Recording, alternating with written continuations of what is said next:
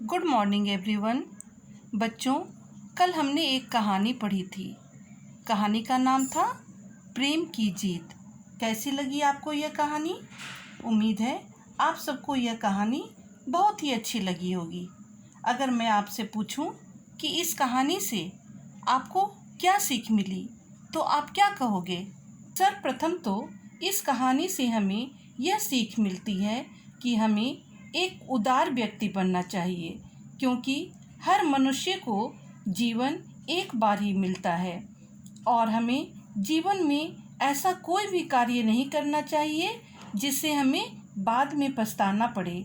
हमें सबसे प्यार से रहना चाहिए, सभी प्राणियों को प्यार देना चाहिए। प्रेम एक ऐसी चीज़ है जिससे मनुष्य तो क्या, पशु पक्षी भी हमारी ओर खींचे चले आते हैं।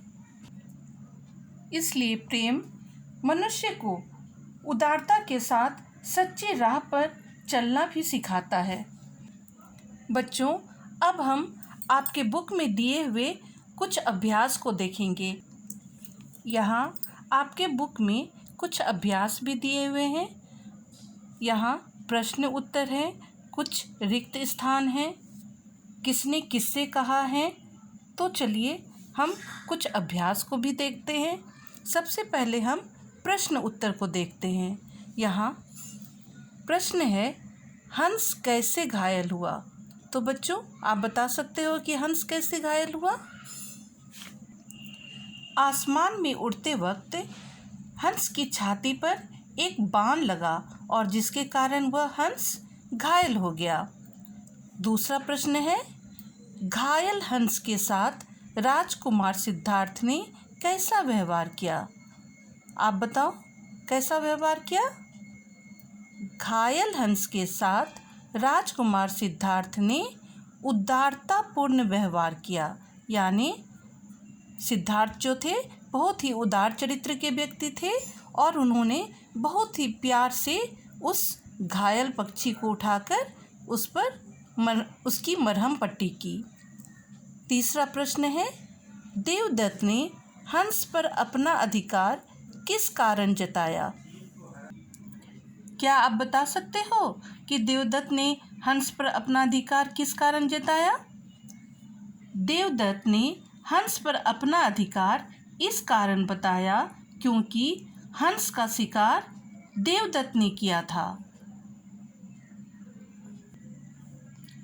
अगला प्रश्न है, सिद्धार्थ ने देवदत्त को क्या उत्तर दिया? सिद्धार्थ ने देवदत्त को यह उत्तर दिया कि मारने वाले से बचाने वाले का अधिकार ज़्यादा होता है और सिद्धार्थ ने उसके प्राणों की भी रक्षा की थी, इसलिए उस हंस पर सिद्धार्थ अपना अधिकार चाहता था। इसलिए उसने देवदत्त से कहा कि यह हंस मेरा है। अगला प्रश्न है, राजा ने दोनों राजकुमारों का विवाद किस प्रकार सुलझाया? आप जानते हो राजा ने क्या कहा दोनों राजकुमारों को? राजा ने हंस को एक मंच पर रख दिया और दोनों राजकुमारों को यह कहा कि आप दोनों बारी बारी से मंच के सामने आइए और दोनों प्रेम से उस हंस को अपनी ओर बुलाइए। अगर हंस आपकी ओर चला जाता है, जिसकी ओर चला जाता है, तो हंस उसका हो जाएगा। अब यहाँ कुछ रिक्त स्थान दिए हुए हैं। यहाँ बॉक्स में कुछ शब्द भी दिए हुए हैं। अब आपको उचित शब्दों को छांटकर यहाँ रिक्त स्थान में भरना है। एक हंस पंख डैश हुआ जमीन पर आ गिरा। तो क्या होगा? सही उचित शब्द यहाँ से आप खोजिए। उचित शब्द होगा फड़फड़ाता। एक हंस पंख फड़फड़ाता हुआ जमीन पर आ गिरा। दूसरा है, मारने वाले से बचाने वाले का अधिकार डैश होता है। यानी यहाँ आपको उचित शब्द को चुनना है, तो उचित शब्द मैंने चुना है यहाँ से अधिक। तो क्या हो जाएगा? मारने वाले से बचाने वाले का अधिकार अधिक होता है। अब है, एक एक करके दोनों डैश मंच के सामने आए। यहाँ पर से आपको फिर एक उचित शब्द चुनना है। तो क्या होगा? एक एक करके दोनों राजकुमार मंच के सामने गए। आगे है, राजा ने हंस सिद्धार्थ को डैश दिया। तो यहाँ पर क्या होगा? सही आंसर आपका एक शब्द केवल बच रहा है यहाँ, सौंप। तो क्या हो जाएगा? राजा ने हंस सिद्धार्थ को सौंप दिया। अब अगला प्रश्न है आपका, किसने किससे कहा? आइए उसे भी देखते हैं। पहला है, भाई यह हंस मेरा है, इसे मैंने मारा है, इसे मुझे दे दो। यह बात किसने किससे कही थी? यह हंस मेरा है, इसे मुझे दे दो, यह देवदत्त ने कहा था सिद्धार्थ से। जब उसने हंस को मारा तो उसके लगे हुए तीर से हंस घायल होकर नीचे गिर गया था और सिद्धार्थ ने उसे उठाया था। तब देवदत्त उसके पास आया था और उसने हंस की मांग की थी कि यह मेरा शिकार है, इसलिए यह हंस मुझे दे दो। तो यह बात देवदत्त ने सिद्धार्थ को कही थी। दूसरा प्रश्न है, प्रिय भाई मैंने इसे बचाया है, इस कारण इस पर तो मेरा अधिकार है। यह बात किसने कही थी?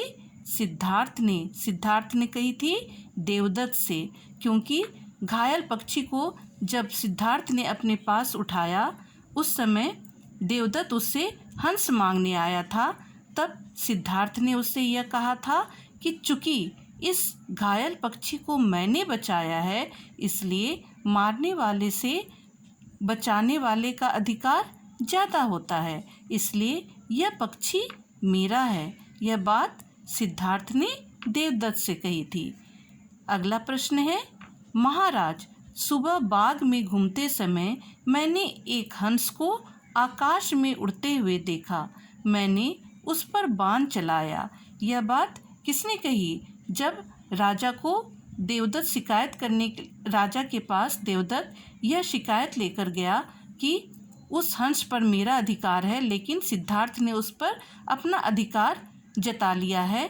यह बात देवदत्त ने राजा से कही थी, यानी महाराज से कही थी। अब अगला प्रश्न है, पाठ के अनुसार ठीक कथन पर टिक का निशान लगाइए।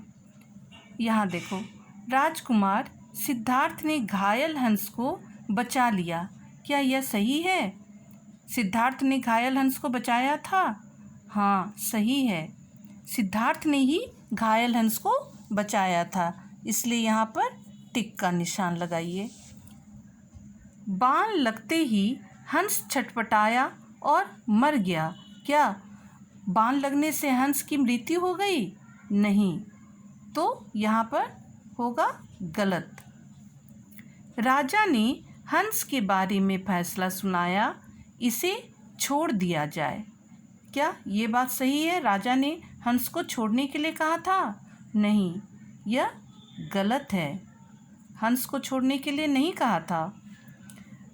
हंस उड़कर सिद्धार्थ के पास चला आया, यह सही है, क्योंकि जब मंच पर हंस को खड़ा किया गया था तो वह प्रेम की भाषा, आपने पढ़ा कि पक्षी भी प्रेम की भाषा को समझते हैं, तो वह सिद्धार्थ के पास चला गया था।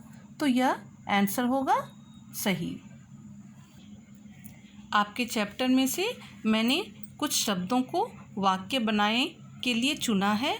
आइए देखते हैं, वाक्य बनाओ। उपवन, सुशील, घायल, अपेक्षा और विवाद, इनसे मैंने वाक्य बनाए हैं। आप भी एक बार मेरे साथ देख लीजिए। उपवन, उपवन मतलब होता है बगीचा, तो उपवन से मैंने एक वाक्य बनाया, उपवन रंग बिरंगे फूलों से खिला है। दूसरा वाक्य यहाँ आपको बनाना है। सुशील, सुशील का क्या अर्थ होता है? अच्छे स्वभाव वाला, तो मैंने यहाँ बनाया, आलोक एक सुशील बालक है। यहाँ दूसरा वाक्य आप बना लेंगे। तीसरा शब्द है घायल, मैंने यहाँ बनाया, दौड़ते समय मोहन गिरकर घायल हो गया। अब यहाँ फिर दूसरा वाक्य आप बनाएंगे। अपेक्षा। अपेक्षा का मतलब होता है तुलना में, या किसी से तुलना की जाती है तो उसे हम कहते हैं अपेक्षा। तो मैंने यहाँ बनाया है अपेक्षा से, राहुल की अपेक्षा सोहन अधिक ताकतवर है, यानी अधिक बलवान है। तो यहाँ दूसरा वाक्य आप बना लेंगे। यहाँ दूसरा वाक्य आपको बनाना है। अंत में है विवाद। विवाद मीन्स झगड़ा। तो यहाँ मैंने बनाया झगड़ा से, छोटी सी बात को लेकर लोग विवाद कर बैठे। यहाँ विवाद कर बैठे यानी विवाद करने लगे। यहाँ दूसरा वाक्य अब आपको बनाना है। इस तरह आज हमने अभ्यास भी किया।